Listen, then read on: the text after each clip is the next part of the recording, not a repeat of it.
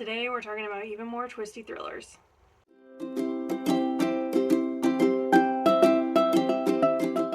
Hi, hello, and welcome back to my channel. My name is Alex, and today we're doing the 5th installation of the Twisty Thrillers series. I don't know if you guys can tell, I'm filming at like a super weird time. I'm not very put together, but we're here, so let's do it, okay?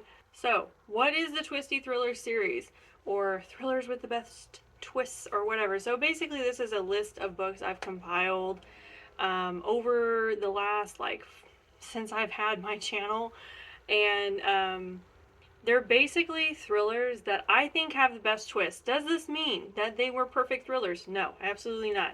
Some of these books on the list today are 3-star books for me. But that means that, one, the twist was really, really good. Like, I couldn't see it coming, and it really surprised me. And two, they are a book that I think about even if I've read them a long time ago. So they're books that kind of like stick with you, you know. This also kind of goes hand in hand with that other list I have, like most interesting books I've ever read. Are they all winners? No. Do I think about them all the time? Yes. That definitely fits with the list today. I know there is at least one book on the lineup today that was a 3-star book for me because it literally made me mad. Was the twist good though? Yes, it delivered, okay? Before we get into it, make sure you hit all the buttons down below so you know when I'm posting. I post every week, and all I do on this channel is talk about books. If you like listening to people talk about books, here I am every week doing just that for you. I really don't have any much more to say. Let's not waste any more time. Let's get into it. The first book on the list today is Dead Girl Society by Michelle Krys. Okay, I read this a long time ago. Like, I had to look up this book because, like, I knew as soon as I saw the title, like, oh yeah, I remember that book. And then I had to, like, go look it up and make sure I didn't screw up with giving you guys the premise. This book really surprised me because I was dead sure I wasn't gonna like it. I don't know why I picked this book up, honestly. Like, because it was not a book club book, like, I didn't have to read it, but this is definitely not the genre of books that I typically read. But let's do the premise real quick. First of all, this is a YA novel, and that's why I'm surprised that it got read at all, because YA is not my bag, and it's not been my bag for a while. I typically don't choose YA for myself quite often anymore. I'm just getting to a point in my life where, like, a lot of it's just not very relatable. Was this book relatable? No. It really wasn't relatable to me at all, but I had a decent time reading it. We're basically following this young woman. I think she's like young girl, sorry. I think she's like 16, 14, between 14 and 16, I would say. She has cystic fibrosis. She's homebound. She's been homebound for a while with her medical issues. She gets a letter in the mail that's inviting her to join this secret society.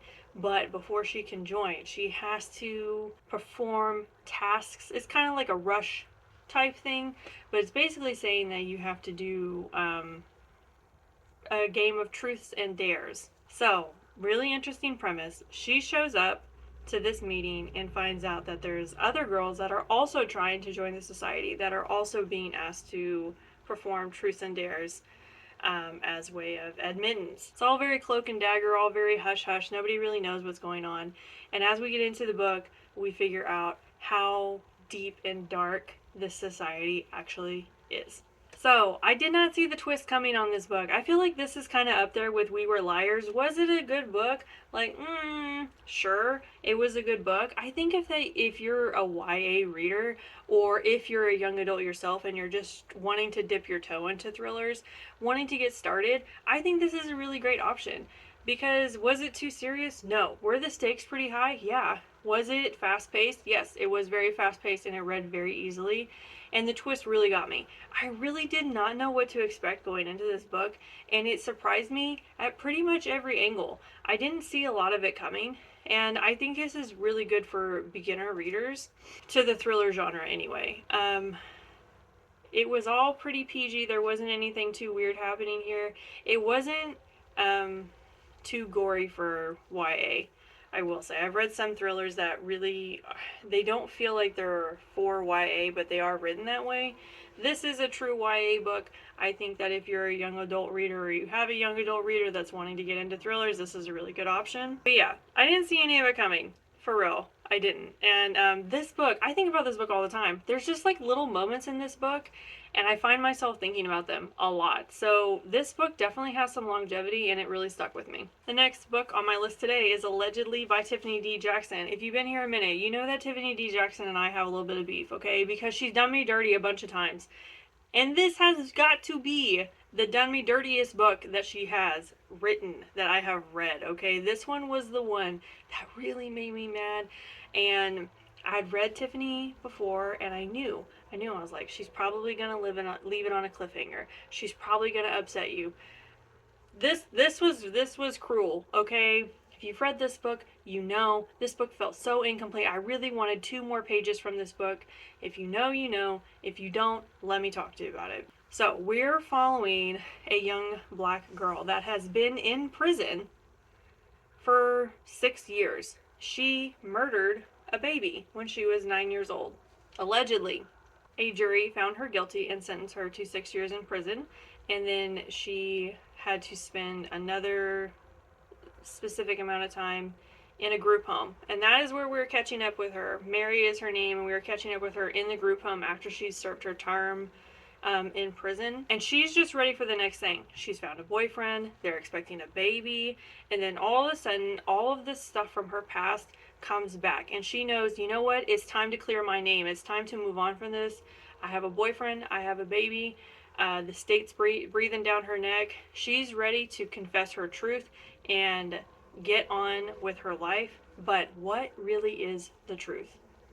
And she has to dig into her past to find allies to help her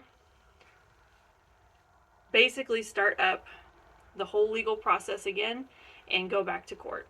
Tiffany D. Jackson does an amazing job. She is a phenomenal writer. I absolutely love her books.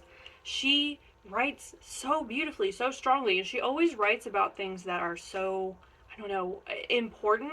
Tiffany D. Jackson always hits really hard on civil rights issues, and this one does have a really good one in it, as Mary is a black girl, and the baby that she murdered allegedly when she was 9 was a white baby. And this caused so much controversy because not only was Mary like the one responsible for killing the baby allegedly, the mom, Mary's mom, who was also a black woman, was the one who was supposed to be watching both of the girls. So this turned into a huge civil rights issue and a very racist issue, honestly. And Tiffany D. Jackson does an amazing job of writing on these topics. Like, she does not look away, she does not tone it down, and it's just beautiful to read. But yeah, she had me messed up with this book, for real. I don't know if I can trust her after this book. Now, I read this book a long time ago, and then I did end up reading Grown about a year after I read this one. Grown checked out, okay? She has rehabilitated my faith in her mildly. I'm never going to forget this book, though. I'm never going to forget how she did me for this book, because I was messed up over the ending of this book. I still don't know what to think. I don't know what to think. I think about this book all the time, though, let me tell you that. And the twist, didn't see any of that coming. Not a lick of it coming. So if you want a book that you're just blown out of left field, this is it. But if you're mad at the end after reading it, don't blame me, because I warned you. Okay, the last book on my list today is The Secret Place by Tana French. This is technically part of like the Dublin Murder Squad series. I did not know that when I picked this up. This is another one from the archives, okay? I read this one so long ago. And at the time that I read it, I think it was on display at the library, so I picked it up. I read the back, sounded interesting, I took it home. I didn't think anything about it being part of a series, and I read it. It reads really well as a standalone book, if you're wondering. This series has been on my TBR forever. I have never checked back in on this series. I remember I really liked this book. I've never gone and read any of the other ones. It's like a mental block or something. I don't know. I need to do it. Anyway, let's get into the premise. We have 2 detectives, one who is trying to get back on the Dublin Murder Squad, and I think one that's actually on it, or I don't know, she's just high profile detective. A girl comes in to the police station and she's holding up a photo of a boy, and the boy in the picture is from a cold case that was shelved about a year prior. He turned up dead, at a boarding school, and an all-girls boarding school, and they could not find any answers, so it became a cold case. She's holding up a photo of the boy, and written at the top of the photo is, "I know who killed him." And she says she came about this clue in a very anonymous way. She doesn't know who wrote it, but she knows it was someone at her school. So they reopened the investigation, and this is the story of them investigating the death of the boy at the all-girls boarding school. This book gets so many points on atmosphere, okay? The setting for this book was just done so beautifully. I felt like I was there. I loved every second of this book. Like, I fell deep into it, okay? I didn't see any of it coming at the end. I really didn't. Like, I'm sitting here like, I've got it figured out. You know, I'm just trucking along, like, tucking away information, and I'm like, I know who did it. I've got it all figured out. Ain't nobody gonna play me. Nope. Nope. Didn't have any of that figured out. That's the thing about me with thrillers. I always think I'm so smart. I always think I'm gonna figure it out, and I'm just sitting around reading, having a good time, and I'm like, I've got this figured out. I very rarely have I ever figured anything out, okay? I don't know why I think I'm so clever. I very rarely have ever guessed the ending of a thriller book, okay? And that says something. If I ever get on here and I'm doing a review for something and I tell you all I guessed the ending, that book was for simpletons, okay? Because if I can figure it out, so can everybody else, alright? I don't think I'm that sharp. I always think I'm smart, and then I read thrillers and I'm like, maybe I'm not. This is proof of that, okay? I thought I had that figured out. Lock and key. I thought I had it. Nope. This gave off the best vibes, though. If you like books about boarding schools, I don't know, that really, like, that academic vibe of boarding schools for me really, really works. This had that, but it also had the added mystery of murder and thriller. This one really worked for me, and like I said, the Devil and Murder Squad is on my list to, like, keep reading. Maybe this is my sign to, like, pick it up and actually start working on it, but you know, we'll see. Okay, that's all I have for you guys today. Short, I know. These ones are always short. And I can really talk forever about thrillers, so I will cut it off here and I won't subject you to any more. So that is part 5. It's been a minute since I've done a Twisty Thrillers post, so I'm glad that we're meeting here like this again. I have plenty more, like the list, like I looked at the list and I was thinking, man, I've been doing this series for a while now. This is the 5th part. I was like, I'm probably like whittling the list down. Nope. Not doing that. The list has not gotten any shorter, actually. But yeah, that means we'll just have more content for later. I'm super excited about all the content for October. I've already started working on my October maybes list. I'm super excited. I don't know how I'm going to choose. I'm ready for all horror October, Spooktober. I'm so ready to share all that stuff with you guys.